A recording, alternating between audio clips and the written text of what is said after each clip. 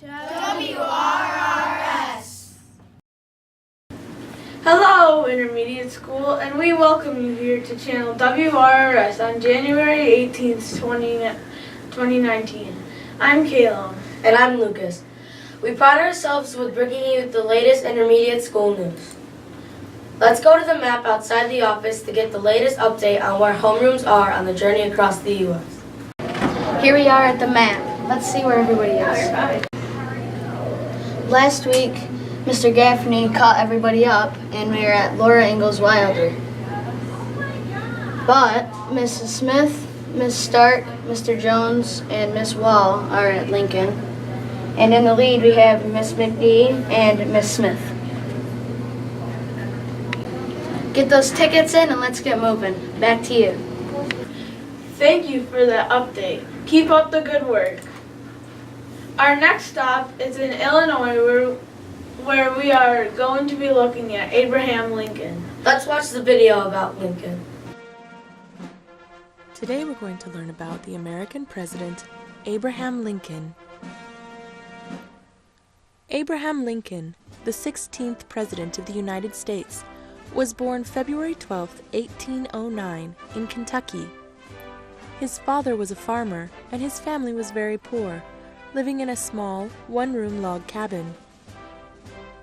While Lincoln was still very young, his family moved to Indiana, and then again to Illinois. He only went to school for 1 year, but he loved books and learning and taught himself as much as he could. When he was 22 years old, Abraham Lincoln left home to work at a general store. It was there that he got his nickname, Honest Abe. Once a customer accidentally overpaid by a few pennies, and that night, when the store closed, Abraham Lincoln walked for miles to take the money back. In 1832, Lincoln ran in an election to become a member of the Illinois state legislature, but he lost. After that, he served as a captain in the army, and then he started working as a lawyer and got married. In 1846, he was elected to the U.S. House of Representatives. In 1860, he ran for president. It was a difficult time in the United States. The North and the South disagreed on a lot of things, and it was getting worse. One thing they disagreed on was slavery. The northern states did not want any more slavery. The southern states wanted to keep their slaves. Abraham Lincoln did not like slavery either. He was elected president because he had the support of the northern states. He had almost no support from the southern states. As soon as he became president, southern states began seceding from the Union. That means they decided they didn't want to be part of the United States anymore. President Lincoln was determined to keep the country together, and in 1861, a war started. It was the Civil War, a terrible, bloody war that lasted 4 years.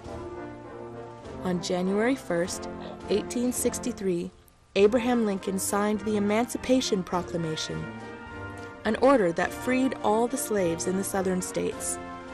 A few years later, he helped to pass the 13th Amendment to the Constitution, which made slavery illegal everywhere in the United States. The Civil War finally ended on April 9, 1865. President Lincoln wanted to put the country back together and help the South rebuild. Unfortunately, he did not live to see that happen. Less than a week after the end of the Civil War, Lincoln and his wife were watching a play at the Ford Theater in Washington, D.C., when he was shot in the head by a man named John Wilkes Booth. Abraham Lincoln died the next morning on April 15, 1865. He was the first American president to be assassinated. Abraham Lincoln once said, "I want it said of me by those who knew me best, that I always plucked a thistle and planted a flower where I thought a flower would grow." He is widely considered to be one of the greatest presidents in American history. His leadership during the Civil War and his defense of human liberty make him an American hero. His face is on pennies and $5 bills. He was included in Mount Rushmore, and a memorial for him stands in Washington, D.C. I hope you enjoyed learning about Abraham Lincoln. Goodbye till next time.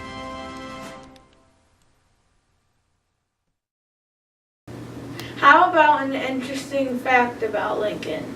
Do you know why he started to grow a beard? In the fall of 1860, Abraham Lincoln was the Republican nominee for president. Election day was less than a month away. Lincoln received a letter written by Grace Buddell, an 11-year-old girl from Westfield, New York. Westfield is by Lake Erie. In the letter, she tells Lincoln that he would look a great deal better if he grew whiskers because his face is so thin.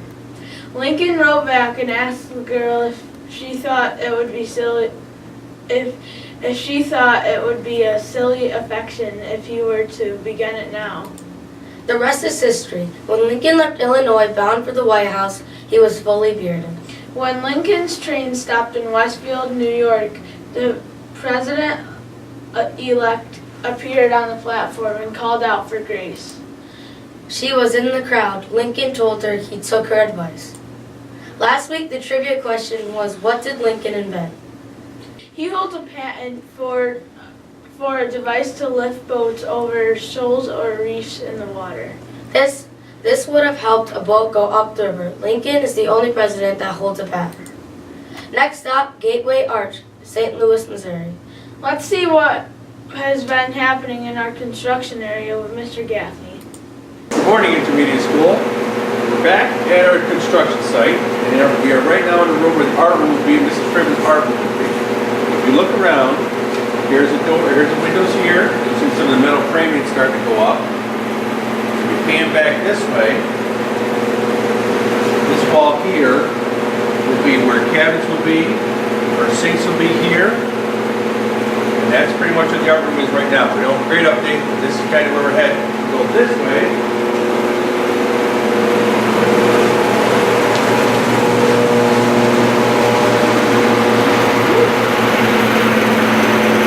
This would be a conference room that we use for meetings. Quite a bit bigger when we used to have before. You see the walls starting to go here. We have a door frame knocked out over here. In the hallway, you see the wood in the hallway. Go a little farther. It'll get a little more difficult maybe. Let's see. This over here. Sorry, Mr. Walter. This room right here will be this will be a common area for the guidance counselors. One of the counselors will be over here. The other will be here. Way over there, you see the yellow scaffolding, it's parked over there. That will be Mr. Cardinal's office. Right over there in the corner where the door used to be. So we're making progress. You see all the metal studs going up. They'll hang the drywall from here. You'll see the electric hanging here that's run through here. In the ground you see some of the piping for the water and the heating. So they are making pretty good progress right now. In the art room, conference room, and the 3 offices and an extra space for the counselors. Okay, now we're back to Mrs. Walter's room, the technology room. So come on in.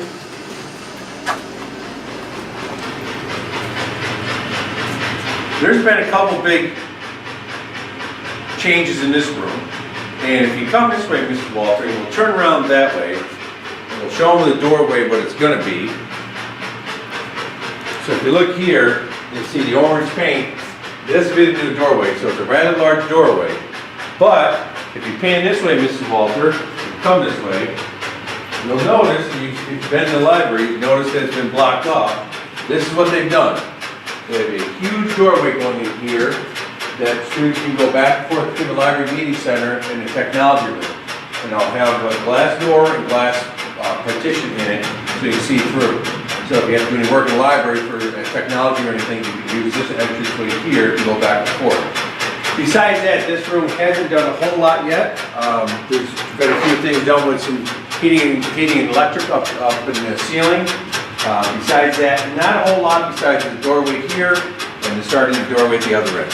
We have a shout out from Mr. Jones. His shout out is to all the 6th grade historians who have worked hard gathering evidence to prove their claims. When the construction crew took down the bulletin board down in the hallway across from the cafeteria, look what was behind it. It's a mystery. If you think you know what what it is for. Write the answer and your name on a slip of paper and put it in the box by the office. We will draw a name for a prize. We have new winners of the Respect, Responsibility, and Safety drawing.